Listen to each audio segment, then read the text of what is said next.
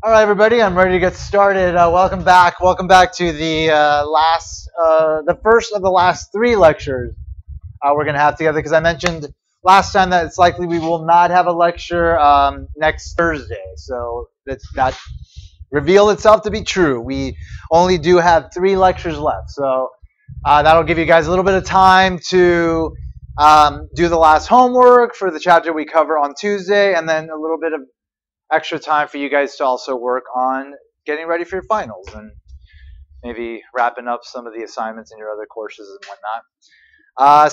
So we're at the very end. This is it, folks. Countdown to freedom. But as I've been mentioning, as I will continue mentioning, these are probably the most important weeks in the semester, these last few. And during this time, there should be no such thing as free time for you. Every moment should be about trying to take care of both learning for this class and learning for your other classes. You've covered a lot of material already since your last exams, and you're going to need to know all of that for your finals. Some of your finals are going to be cumulative. Some of you have to do papers, group work, etc. Like, this is all happening now. It's not happening next week. It's not happening like in a while. It's happening right now, and that's the mentality you should have right now. Every moment should be spent on getting things done. You should have a plan for yourself. What do I have to get done till the end of the semester? How much time do I have? How much am I devoting to everything? So that, again, nothing kind of hits you out of left field. You don't wind up not investing enough time into any particular assignment that you might have, finals, whatever. And you wind up doing really well as a result of having that kind of approach. And then you wind up feeling great during the summer and getting what you deserve out of this whole thing. You guys have been working really hard for about 4 or 5 months now.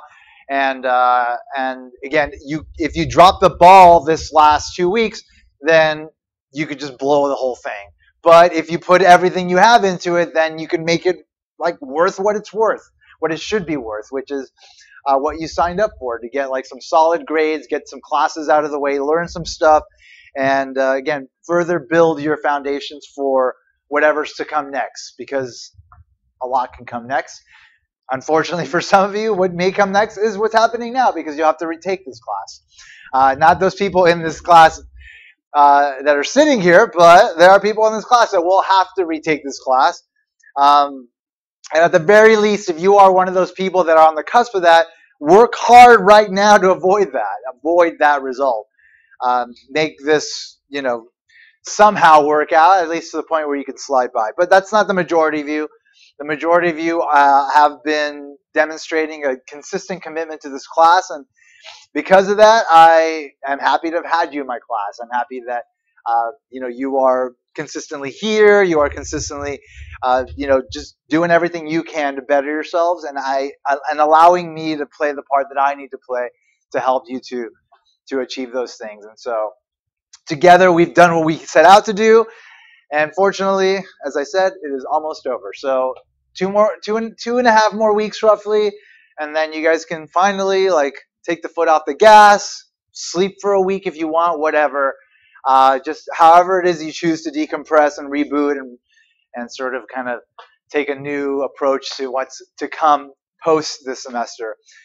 You will have the right to do that. But again, this is not the time to do that. Keep your head in the game.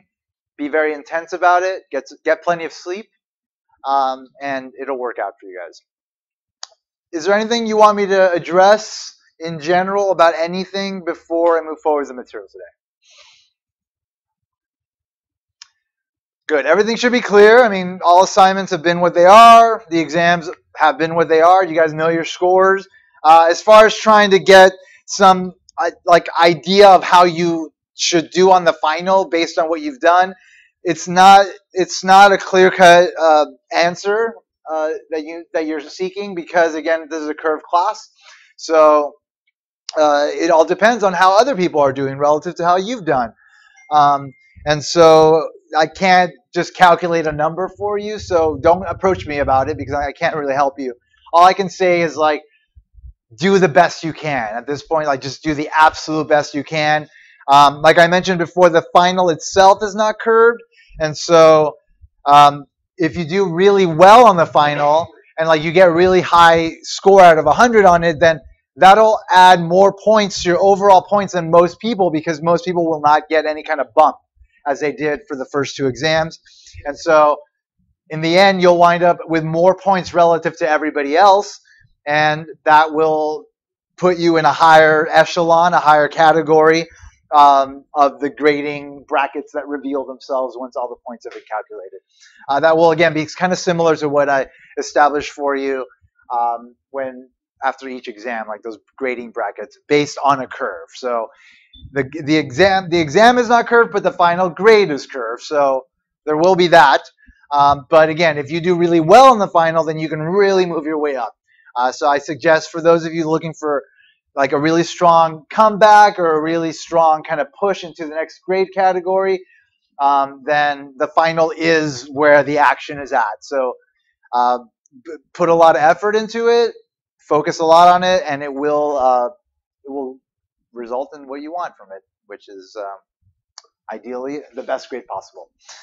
Are there any questions about any of that? All right, great.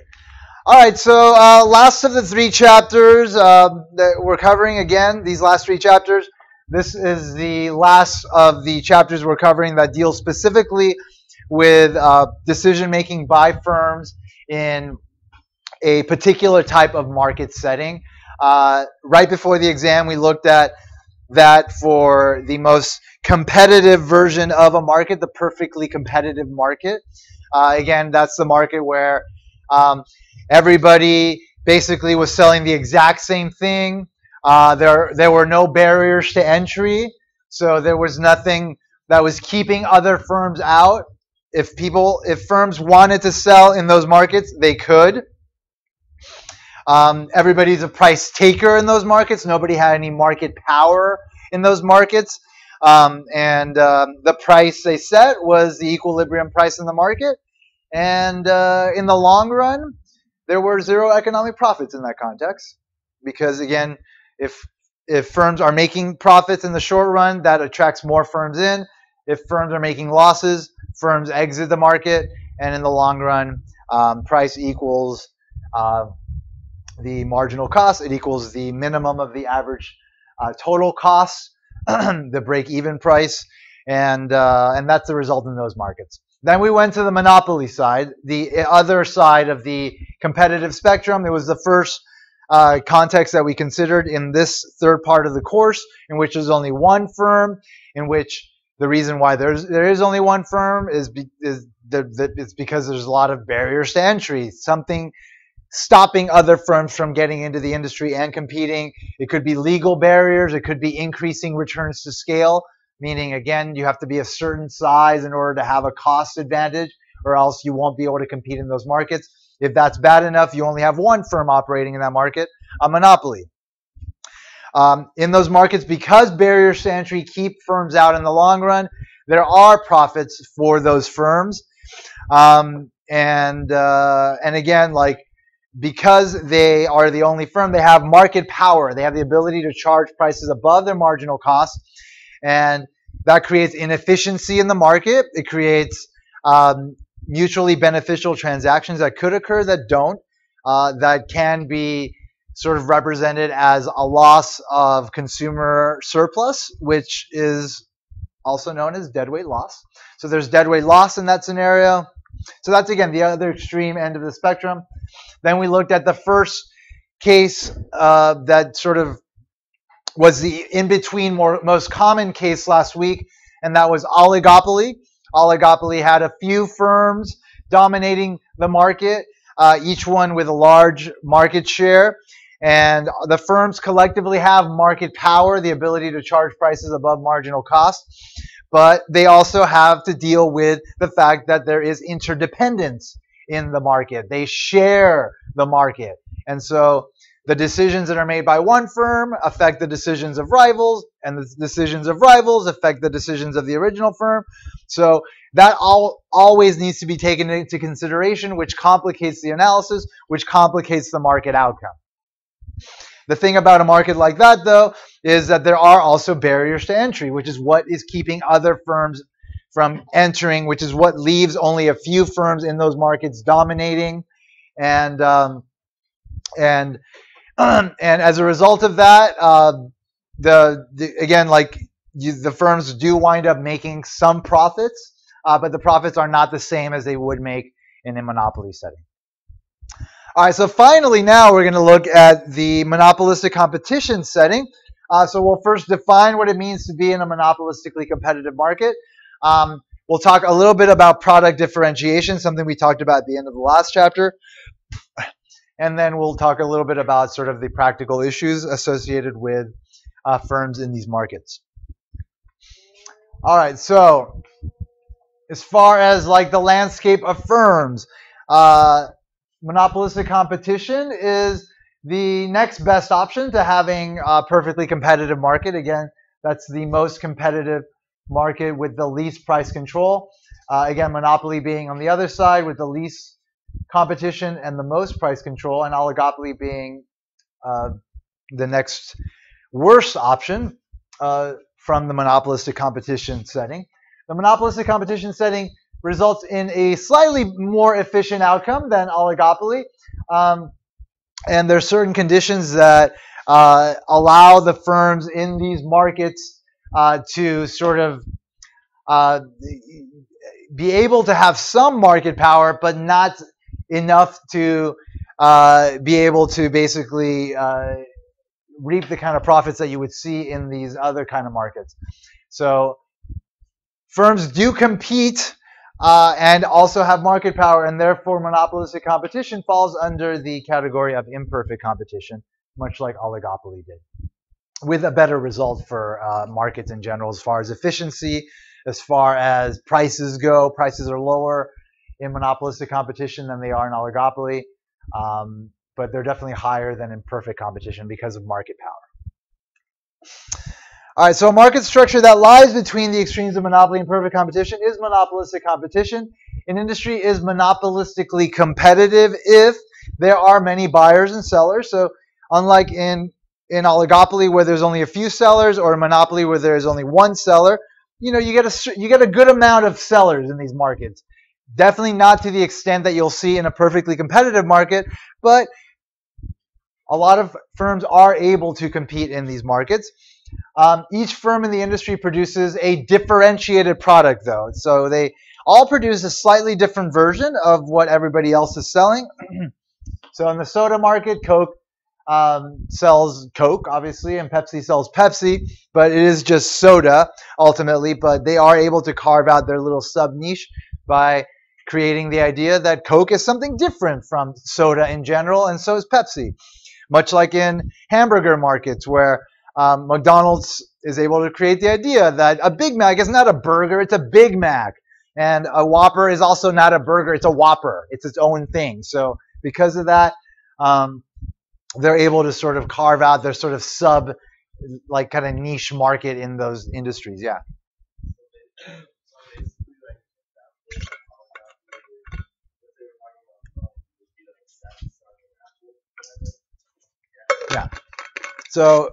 Yeah. So in oligopoly, again, it's going to have a small amount of firms dominating the market.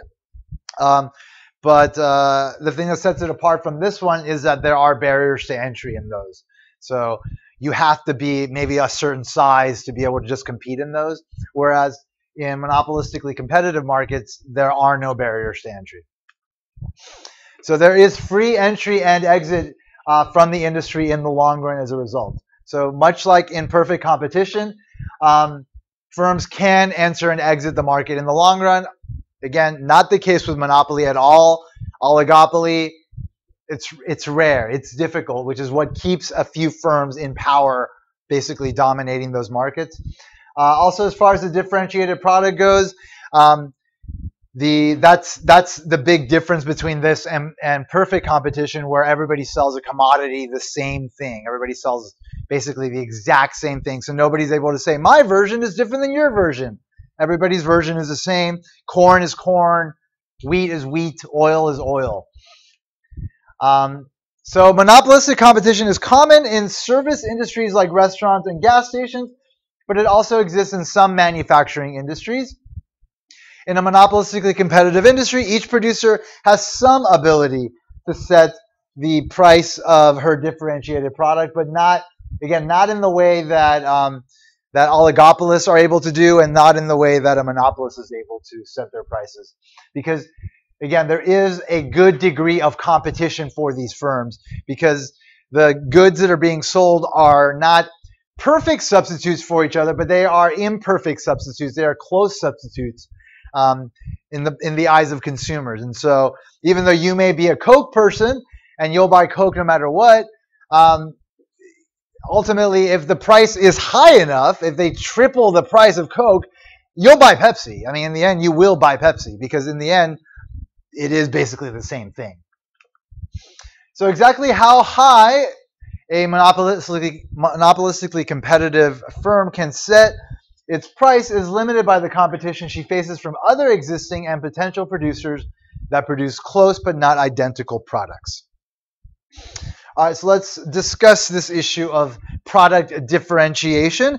It was pointed out in chapter 14, the last chapter that we looked at the end, that product differentiation often plays an important role in oligopolistic industries when firms are basically stuck in these situations of interdependence, and they basically have to, not necessarily play along with their rivals explicitly, but are able to have what's called tacit collusion, as we talked about, where it's sort of an unspoken agreement between them that they're all going to kind of play nice. Because of that, then like the dimension that they can compete on is like in product variety. So that's one way that the firms in those industries are able to kind of set themselves apart from each other. In such industries, product differentiation reduces the intensity of competition between firms when tacit collusion cannot be achieved, as I mentioned. Product differentiation plays an even more crucial role in monopolistically competitive industries, since tacit collusion is virtually impossible when there are many producers. So again, there's no barriers to entry, so you're going to get a lot of sellers. And when you have a lot of sellers, like, it's really hard to kind of even have like a tacit collusion outcome where everybody's just kind of looking out for the collective good of the industry, because the collective good of the industry is enormous, and there's a lot of sellers and there's a lot of incentives to do your own thing. So you can't really have that kind of result that you would in a oligopoly in a monopolistically competitive market. So product differentiation is the only way that monopolistically competitive firms can acquire some market power.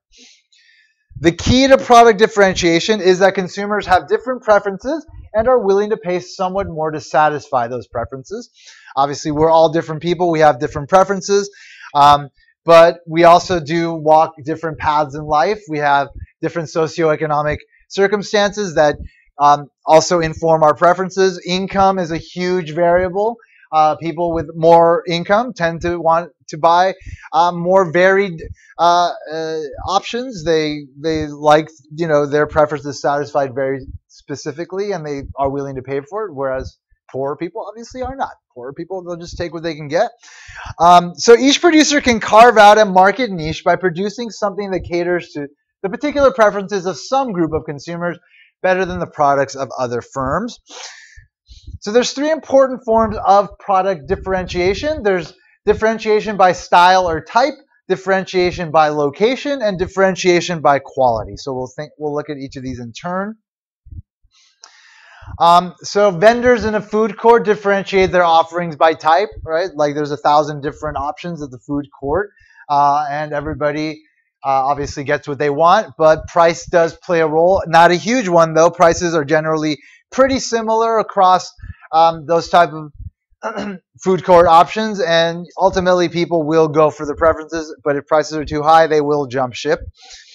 Clothing stores concentrate on women or men's clothes, on business or casual, on trendy or classic styles, and so on. Auto manufacturers offer sedans, minivans, sport utility vehicles, sport cars, each type aimed at a different type of end user.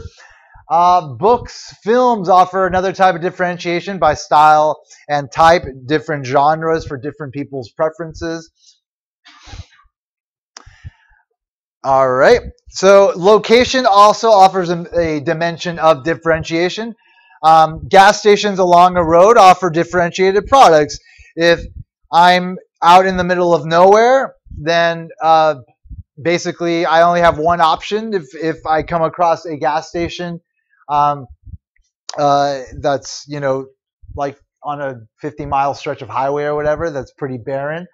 Um, but like if you go into like a city and you kind of like look around and see how many options you have, the closest one is going to be the one you prefer the most versus the one that's further away.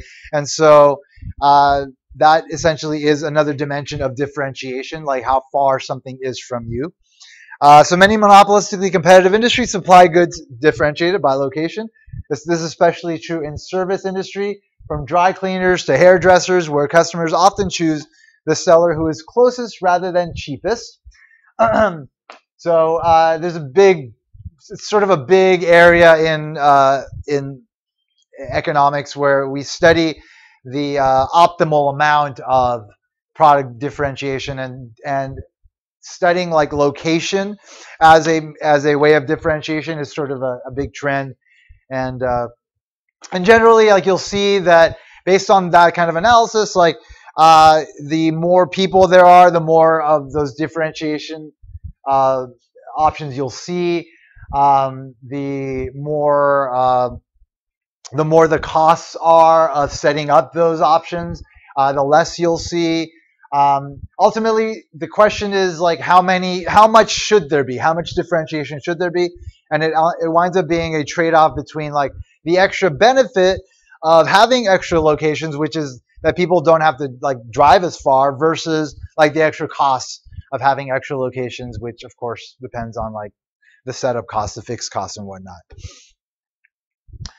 Right, and then finally, of course, we can have differentiation by quality. Consumers vary in what they are willing to pay for higher quality, and obviously, like I mentioned earlier, income is a huge sort of variable that plays a big role in people's decisions to buy one type versus another, or even to have preferences about any kind of variety at all, versus just like willing to take the most generic thing.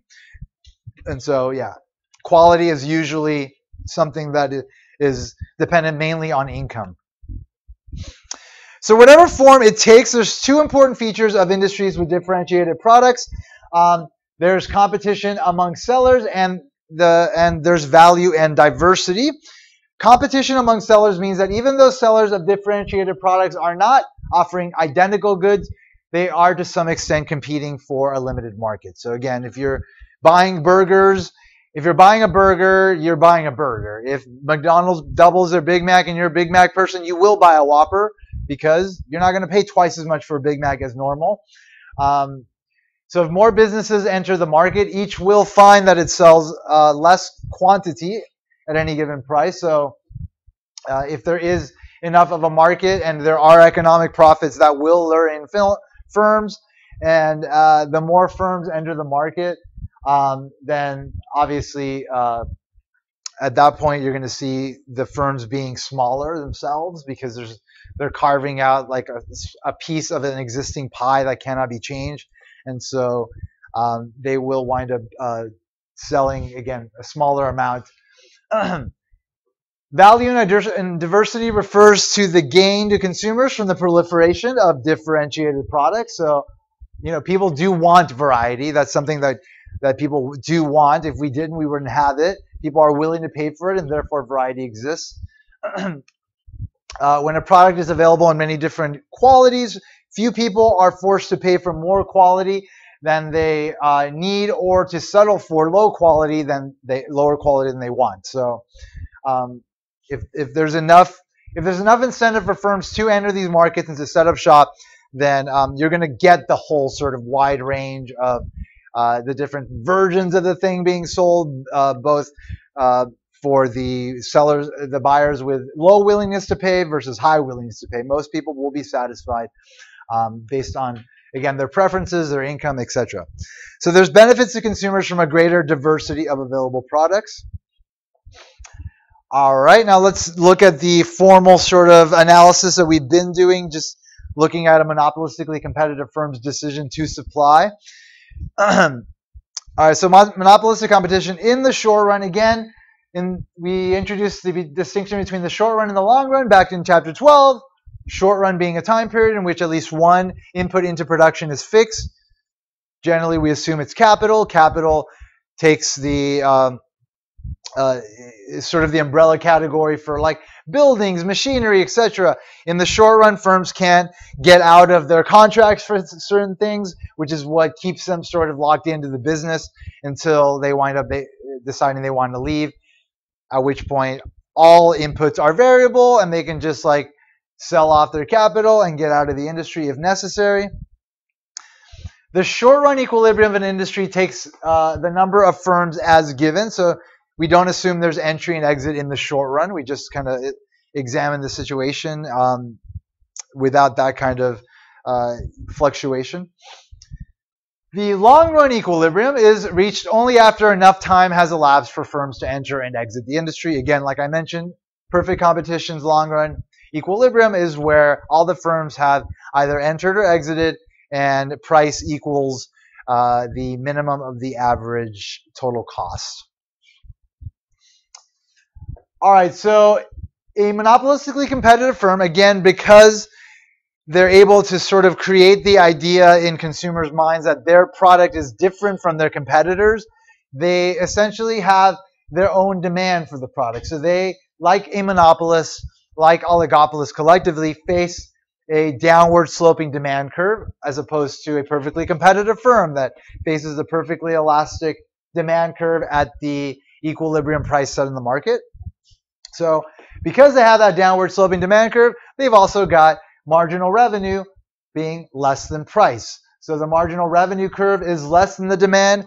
Again, that's because of the price and quantity effect that occurs as they move down along the demand curve. As they lower their price and increase the quantity sold, they get extra revenue by selling extra units, but they have to lower the price on the existing units, which means they lose some revenue, which means that the marginal revenue, the extra revenue gained by selling additional units, is not the price of like the next unit sold, but the price of the next unit sold minus what they lose on the existing units after having reduced the price. So marginal revenue is less than price, and that's why our marginal revenue curve is below the demand curve. So it's assumed again that every firm has an upward sloping marginal cost curve here, but that it also faces some fixed costs so that its average total cost is U-shaped as we expect it to be. Marginal cost crosses the average total cost at its minimum. Marginal cost is increasing due to diminishing returns to our variable input, which we assume to be labor. So each additional unit costs the firm more than the prior unit because, again, as the firms are hiring more folks in the short run and they are locked into a certain amount of capital, then the extra workers are able to produce more, but they start getting in each other's way. They can't be as efficient as the last worker, and so each additional unit produced requires more time than the last to produce, and that's why marginal cost increases. Average total cost is an average of each additional unit sold at that level of output. So at this level of output, if marginal cost is below average total cost, it will lower the average total cost until marginal cost crosses it, in which case marginal cost starts to pull up average total cost, which is why we got that U-shaped average total cost curve. All right. Now again, we are just assuming increasing returns here, so we don't have that swoosh-shaped marginal cost curve, just to keep the analysis simple here. The assumption doesn't matter in the short run, though, but as we'll see shortly, it is crucial to understanding long-run equilibrium. So the fact that the average total cost curve is U-shaped doesn't really play a big role in the short run, but we need to set it up here so that you understand what it means in the long run. All right, in order to maximize profit, the monopolistically competitive firm does what a monopolist does. They set their marginal revenue equal to marginal cost, set their output level, figure out how much people are willing to pay for that output level by going up to the demand curve and setting the price, and then they have to figure out if at that level of output they're profitable. So then they look at their average cost of production, which they get from their average total cost curve, And we see that in this particular instance, price is above average total cost. So for this unit, there's a profit to be made. And if you multiply that by the amount of units they sell, then this is the amount of profit that the firm is able to make. And again, it's represented by this rectangle that you see here. Of course, the firm can be in a different situation where at the point where they choose their profit maximizing level of output, which is at the point where marginal revenue equals marginal cost, the price of the units that they're selling is less than the average total cost of producing, because their average total cost curve in this particular instance happens to be above the demand curve. So therefore, there is a loss being made on every unit sold, and we could represent it graphically this way. So again, a monopolistically competitive firm can also be making economic losses, like any firm, and this is what it looks like graphically. So when this is the case, there's no quantity in which the firm can avoid losing money. These figures showing firms facing downward sloping demand curves and their associated marginal revenue curves look just like ordinary monopoly analysis. So as far as the graphical analysis of how the firm sets their output, how you identify profits, it's all the same as a monopoly. The competition aspect of monopolistic competition comes into play when we move from the short run to the long run. All right, so an industry in which existing firms are losing money is not in long-run equilibrium. It may be less obvious that an industry in which existing firms are earning profits is also not in long-run equilibrium. So again, in a monopolistically competitive firm industry and in perfect competition, if there are profits being made, then those firms are not in the long run. In a monopoly, they can be in the long run, and so can oligopolies. So the industry will not be in long-run equilibrium until the persistent profits have been eliminated by the entry of new producers. Since the differentiated products offered by firms in a monopolistically competitive industry compete for the same set of customers, entry or exit by other firms will affect the demand curve facing every existing producer. All right, so here again is a situation where the firm is making economic profit. As illustrated in the figure, entry of additional producers into a monopolistically competitive industry will lead to a leftward shift of the demand curve and the marginal revenue curve facing a typical existing producer. So this is a situation, there's profits being made, that lures other firms into the industry, and they start creating their own, let's say this is the hamburger market, they start creating their own weird version of hamburgers, and because of that, the consumers now have other options for what they could buy in this industry. And so at any given price, then the demand will decrease. And so therefore the demand will shift to the left, and the associated marginal revenue curve will also shift to the left. So as more firms enter and consumers have more options, the demand curve will shift to the left, to the point where at the optimal supply point, where marginal revenue equals marginal cost, the price being charged is going to exactly equal the average total cost of production. So in the long run, the price will equal average total cost, and there will be zero economic profit for these firms in the monopolistically competitive industry. So in the long run, the industry will be in the long run when there is neither entry nor exit. This will occur only when firms earn zero profit. In the long run, a monopolistically competitive industry will end up in a zero profit equilibrium in which firms just manage to cover their costs at their profit maximizing output quantities. Let's look at the opposite case when the firm is making a short run loss. So again, marginal revenue equals marginal cost, setting their quantity, going up to price. Price is below the average total cost of production. So this firm in the long run will exit the industry. So as illustrated here, exit of firms from an industry will lead to a rightward shift of the demand curve and marginal revenue curve facing a typical remaining producer.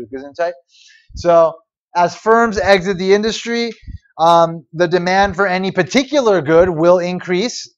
Folks that were buying those other goods will buy some of the remaining ones. So demand will increase for those firms that remain in the industry, and therefore the demand curve will shift to the right along with its corresponding marginal revenue curve.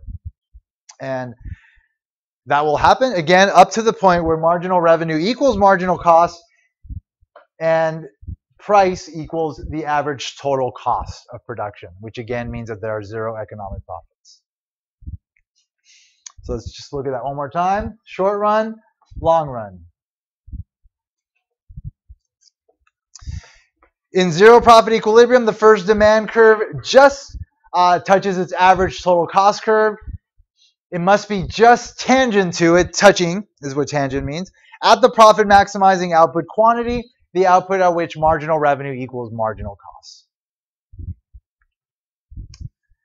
So the normal long-run condition of a monopolistically competitive industry then is that each producer is in the situation shown here, no matter whether or not they were earning profits or losses.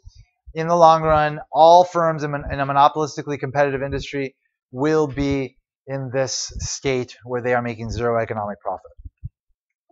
So each producer acts like a monopolist, facing a downward sloping demand curve and setting marginal costs equal to marginal revenue so as to maximize profits. But this is just enough to achieve zero economic profit. The producers in the industry are like monopolists without the monopoly profit. So again, in the short run, they behave like monopolists, but their profits are certainly not of the magnitude of a monopolist. And in the long run, those profits are eroded as opposed to a monopoly where they persist into the future. All right, let's do a comparison of monopolistic competition versus perfect competition. Price, marginal cost, and average total cost. So this figure compares the long-run equilibrium of a typical firm in a perfectly competitive industry with that of a typical firm in a monopolistically competitive industry. So this is going to be the long-run equilibrium in perfect competition. This will be the long-run equilibrium in monopolistic competition. Again, this is the demand faced by the perfectly competitive firm. At the equilibrium price, there's a demand and a supply curve over here setting the equilibrium price, which this firm just takes as given. They are price takers. So the demand curve is also their marginal revenue curve, and their marginal revenue is constant at the equilibrium price because, again, the extra revenue they gain by selling additional units is just the price they charge. They don't have to lower prices when they increase output because, again, they are price takers, and this is their demand curve.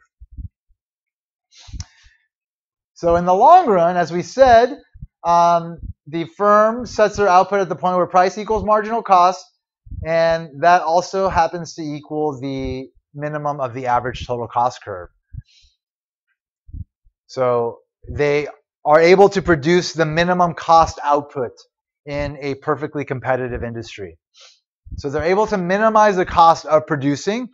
So beyond the fact that a perfectly competitive industry creates the most efficiency, the most producer surplus, the most consumer surplus, the cost of producing is minimized in the long run, and therefore that also informs the price, which is going to be the lowest possible in any market setting.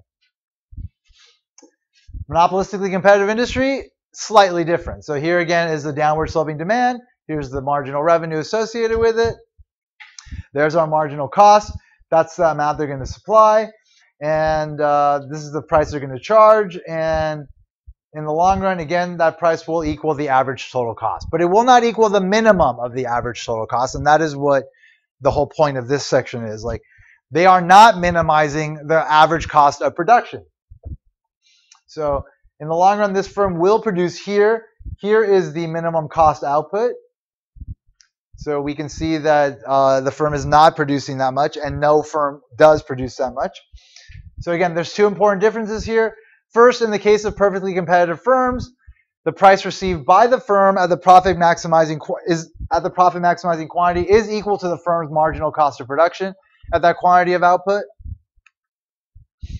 By contrast, at the profit maximizing quantity chosen by the monopolistically competitive industry, but the monopolistically competitive firm, the price is higher than their marginal cost of production. So that's one important difference. That does lead to some deadweight loss in monopolistically competitive industries due to their market power, due to the fact that they're able to just create the idea that the good that's being sold is slightly different from their consumers, from their competitors. So this difference translates into a difference in the attitude of firms toward consumers, and that's basically all it is. It's all about how the firm goes about sort of approaching their consumers. The other difference between monopolistic competition and perfect competition that is visible in the figure involves the position of each firm on its average total cost curve. So again, we see that the monopolistically competitive firm does not minimize their average cost of production, and this means they have what's called excess capacity. So the failure to produce enough to minimize average total cost is described as the excess capacity issue. Essentially, because there's so much competition and so much variety, no firm gets a big enough piece of the pie where they're able to get big enough to be able to minimize the cost of producing. Because like this firm would need to be this big, they would need to produce this much, and they just aren't able to given the demand conditions. It's all about the position of the demand curve relative to their cost of production. So in panel A, the perfectly competitive firm produces at the bottom of the U-shaped average total cost curve. Each firm produces a quantity at which average total cost is minimized. As a consequence, the total cost of industry output is also minimized. Under monopolistic competition, in panel B, the firm produces on the downward sloping part of the U-shaped average total cost curve. It produces less than the quantity that would minimize the average total cost. Are there any questions about this?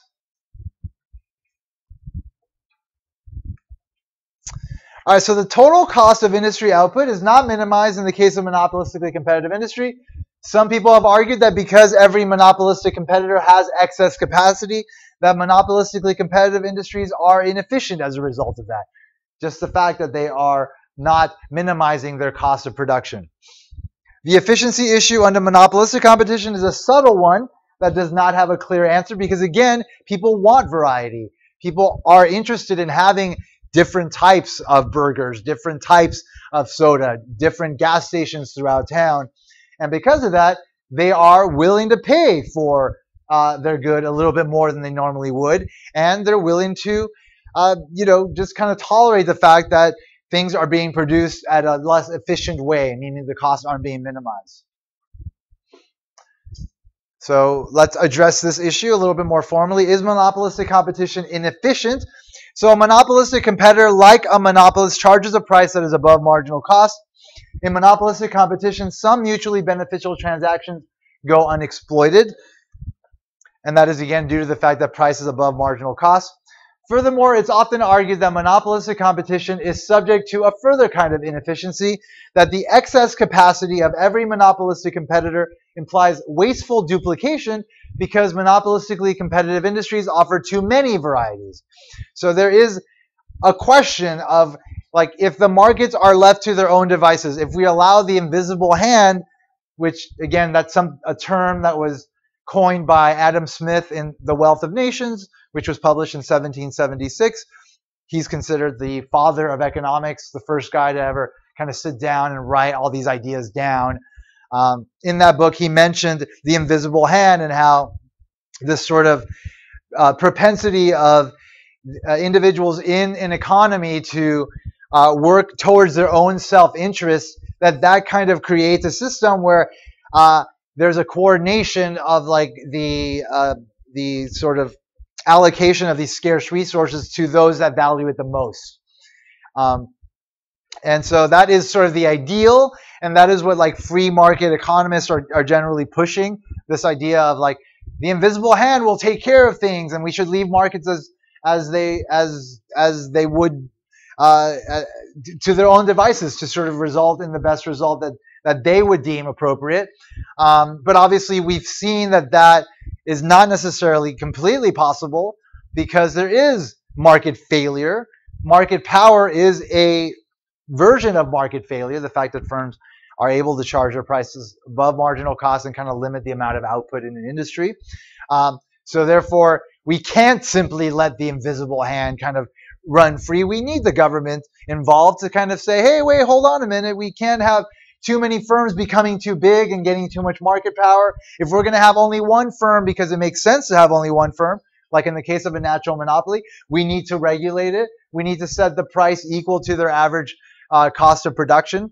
Like there have to be some sort of controls. And so when we're talking about monopolistically competitive industries, we have to acknowledge that like there is maybe sometimes too much variety. Like it's good for us to have variety, but like maybe we go too far sometimes and we just have more than we need, which means that if we got rid of some of it, then we could be lowering the cost of production a little bit more and, having lower prices and more people could be buying stuff, So again, it brings up this like sort of interesting question of like what is the optimal amount of variety, of product variety, which is why we have those models that I mentioned earlier to kind of try to figure that out. In the end, obviously, firms can't be told, oh, well, you cannot do this. You cannot create more variety because it's not the kind of thing that like the government really has any kind of jurisdiction over unless firms are becoming concentrated and they're taking too much market power. But beyond that, like, it is a situation that has to sort of play out on its own, and the invisible hand has to sort of be the only guiding force that leads to some amount of variation in our society. But like I've said, like it's often a point of contention when we're talking about this issue of monopolistic competition, like whether or not we have too much variety and whether or not that's a problem or not. So that's something that you guys should think about. So there is a trade-off. The more producers mean higher average total cost, but of course it also means greater product diversity. So does a monopolistically competitive industry arrive at the socially optimal point on this trade-off? Probably not, but it's hard to say whether there are too many firms or too few. Most economists now believe that duplication of effort and excess capacity are not important issues in practice. So the fact that there might be a lot of firms doing the exact same thing, or because of that, we might have like that excess capacity, that in practice, it's not a huge issue. It's not like something that we need to like, call emergency sessions of Congress to deal with. Like it's not that serious, but it's certainly something to think about.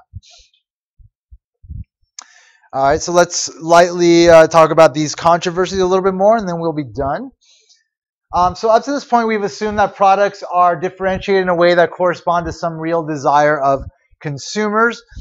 In the real world, however, some instances of product differentiation can seem puzzling if you think about them. What is the real difference between Crest and Colgate, right? Like they're pretty similar, basically the exact same thing.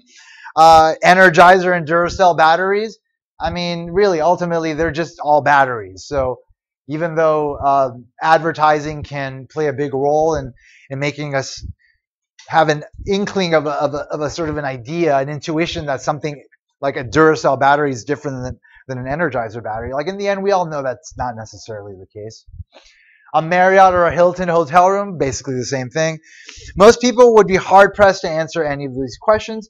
Yet the producers of these goods make considerable effort to convince consumers that their products are differentiated from and better than those of their competitors. So obviously advertising is a huge factor here.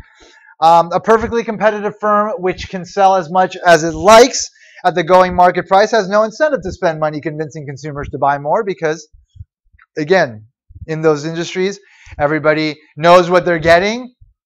Nobody can make their special version of wheat. Like it's wheat. Like there's only so much you can do with it, and everybody's going to sell the same thing. So any type of advertising would be futile, and it would be a waste of money.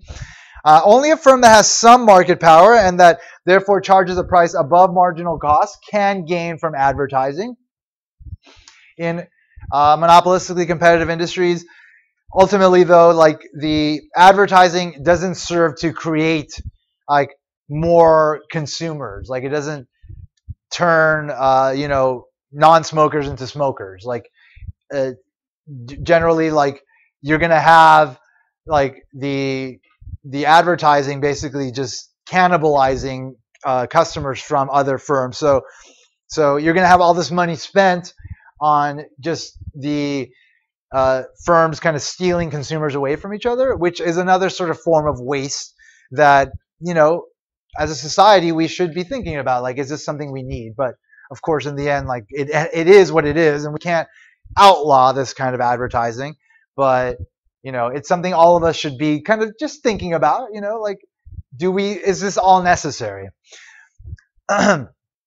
Industries that are more or less perfectly competitive, like the milk industry, do advertise, but these ads are sponsored by an association on behalf of the industry as a whole, not on behalf of the milk that comes from the cows on a particular farm. So, like, generally, like when you have a perfectly competitive industry, you'll have what's called a consortium, which is like a sort of professional organization that represents the industry, that is working in the interest of the industry. And so that's the case with like the milk industry, and that's why you see all these got milk ads, or we used to see them. I don't know if you still see them, but they essentially were just meant to elucidate the benefits of drinking milk in general, not like my type of milk versus your type of milk.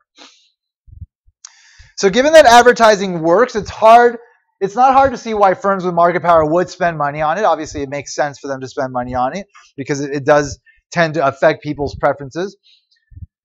The big question about advertising is why it works. A related question is whether advertising is, from society's point of view, a waste of resources. So again, that's something that we should be questioning. All right, so obviously all of you are aware of branding and the fact that firms spend a lot of money to just kind of create the brand identity for like whatever it is that they are representing, and so companies go to considerable lengths to defend their brand names, suing anyone who uses them without permission.